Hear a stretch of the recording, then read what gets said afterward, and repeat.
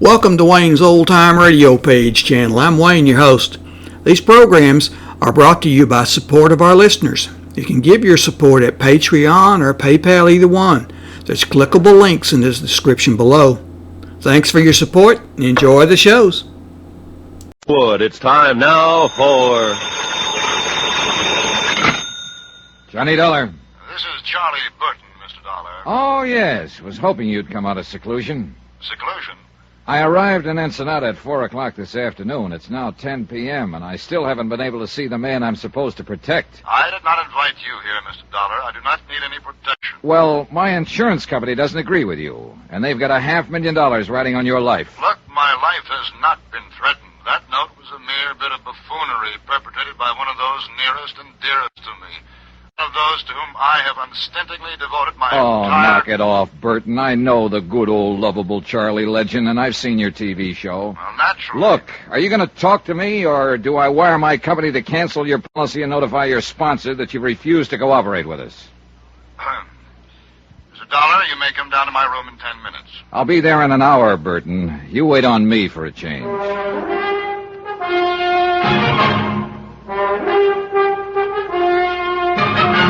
Tonight and every weekday night, Bob Bailey in the transcribed adventures of the man with the action-packed expense account, America's fabulous freelance insurance investigator. Yours truly, Johnny Dollar.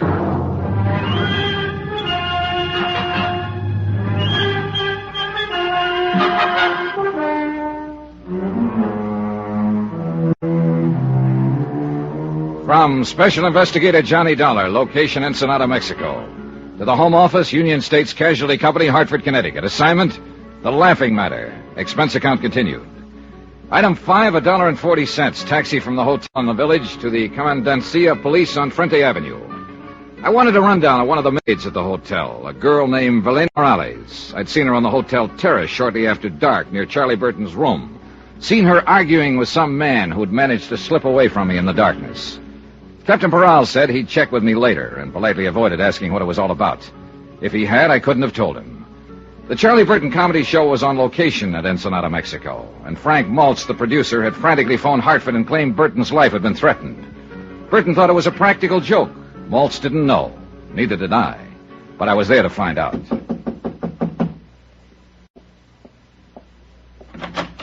Hiya. You are Mr. John Dollar, I assume. You couldn't assume any corrector. Mind if I come in? By all means, do. Thanks. I am Charles Burton, Mr. Dollar. Yeah, I know. I've seen your face in a number of saloons. I beg your pardon? Oh, on their television sets. Oh, yes, of course. Well, sit down, Mr. Dollar. I just did. Yes, so I noticed. Well, I don't imagine you'll be here long enough for me to have something sent up from there. Oh, I'm sure I will. I'll have scotch on the rocks. Double. I see. Room service, please. This is Mr. Burton in Suite D. Please send up one scotch on the rocks. Double. Make it double. Oh, just a moment, please. By the way, Mr. Dollar, what is your room number? I can't seem to remember it at the moment. Why don't you just charge it to yours and then bill me for it later? If you think you're... Room service, cancel that order. Yes, I said cancel it. I will not tolerate this high-handed attitude from a hireling, sir. But not your hireling, Burton. Now, let's get a few things straight right now. From what I've heard about you up to now, I don't like you. And when I get to know you better, I think I like you even less. I might say, sir, that my opinion of I'm you not is interested in your opinion of me. I'm hired to protect you. I'm going to protect you, whether you like it or not. And I certainly do not. And there's nothing you can do about it. Oh. Try throwing your weight around with the insurance company, and they'll cancel your policy. And if that happens, you'll have sponsor trouble right up to your neck. If you think you can I think you're not going to let it happen, Burton. You can't afford to. So cut out the kidding and let's get on with it. You know, I like you, Dollar. You're so uninhibited. I'm going to buy you that... Nope, sorry. Why not? I didn't want it in the first place. It was only a way to get your goat, break down that phony guard. But have one yourself, though. Now, drinking is not one of my vices. Oh, so that explains it. Explains what? It wasn't one of Hitler's vices, either. You're so delightfully insulting, you know. One can hardly take offense. Too bad. I'd hope for better results. Would you mind telling me just who exactly is responsible for this prejudiced opinion you have of me? Well, as I remember, it was fairly unanimous. As I know, you talked to Frank Maltz. Maltz, of course, is bitter because he hasn't been given complete control of my show. Or any control, the way I hear it. As long as it's the Charlie Burton show, Mr. Dollar, Charlie Burton intends to run it. Only the gods are immortal. Isn't that what the murder threat said? I'll get to that. Then there's Gloria Dale, my leading lady. Dear Gloria. I suppose she told you I've treated her very badly.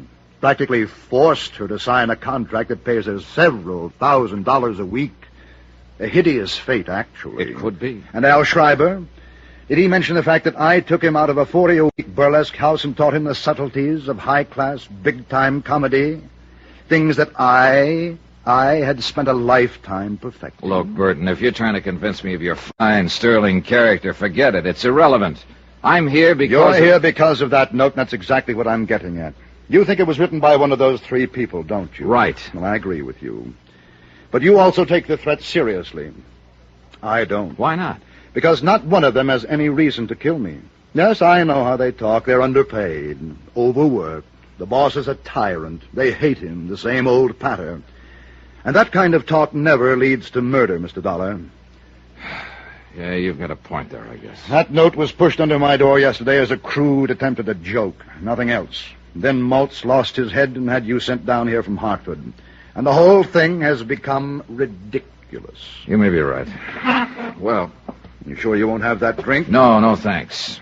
Oh, by the way, there's a maid at the hotel here. I believe she works all the rooms along the terrace here.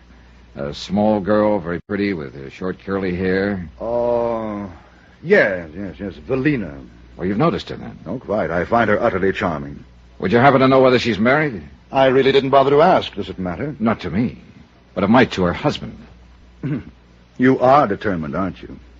There must be some reason why you're so scared. Scared? You do have a preposterous imagination. Good night, Mr. Dollar. It wasn't my imagination. Burton was scared, or worried, or upset. At any rate, something was bothering him. But at the moment, he was covering up for some reason, and there was nothing more I could do to push him. So I gave up for the time being and went back to my room. But I wasn't ready for sleep. And the terrace outside my windows lying empty in the moonlight seemed inviting. And even more so, the sound of breakers 100 yards beyond. I followed a winding path through the hotel gardens and came out of the sandy cove.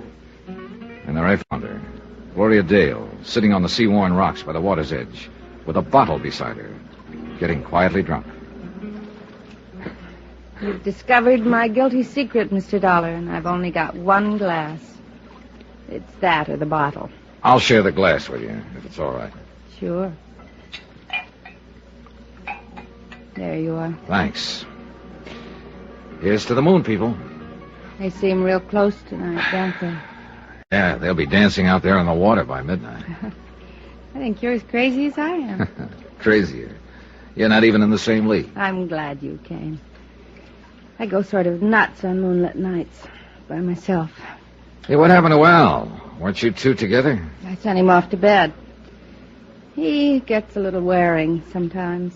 He's real gone on you, isn't he? I guess so. And you? He's a good guy. I like him a lot. He's fine, but... But no click, huh?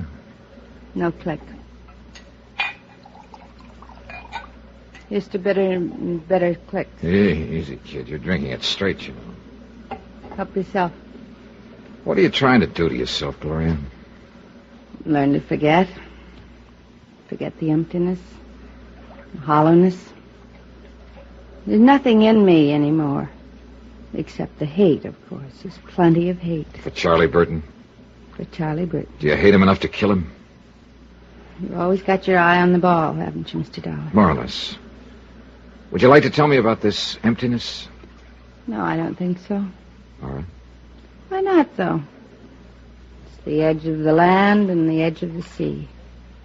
And you're from the moon, and you go back there at dawn. So why not? Here's to the moon. It makes people crazy. Hey, save half of that one for me. Oh, sure. Here you are. Yeah, just leave it there. So?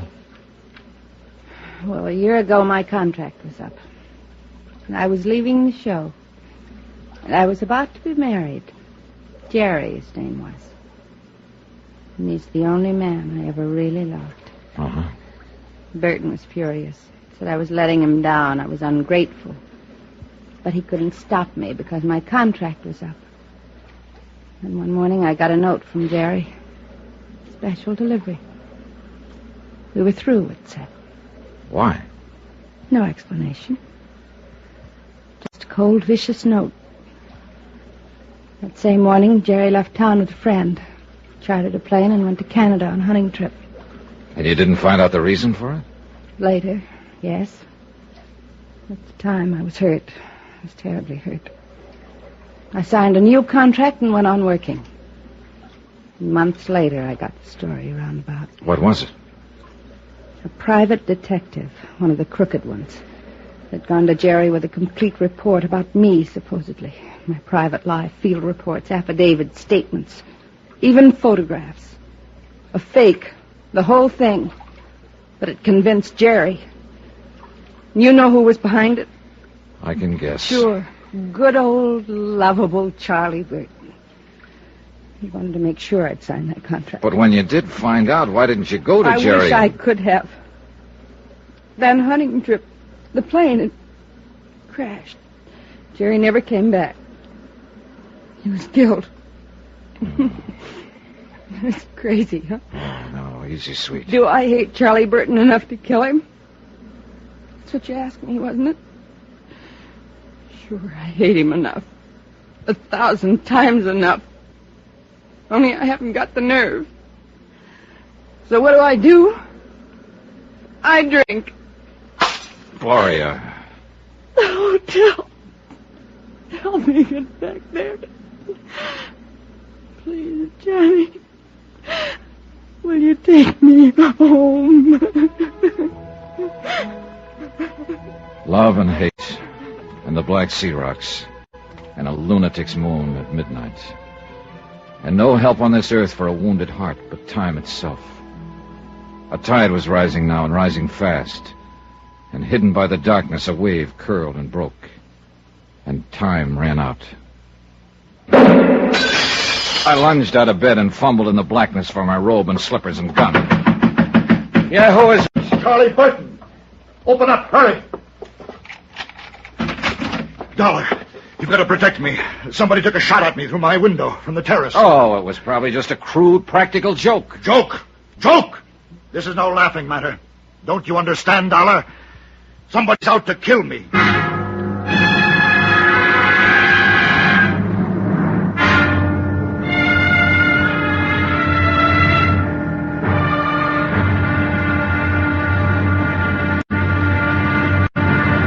Now, here's our star to tell you about tomorrow's intriguing episode of this week's story. Tomorrow, a thickening web, clinging and sticky. But one of the flies pulls free by using a gun. Join us, won't you? Yours truly, Johnny Dollar. Yours truly, Johnny Dollar, starring Bob Bailey, is transcribed in Hollywood. Written by Les Crutchfield, it is produced and directed by Jack Johnstone. Be sure to join us tomorrow night, same time and station, for the next exciting episode of Yours truly, Johnny Dollar. Roy Rowan speaking.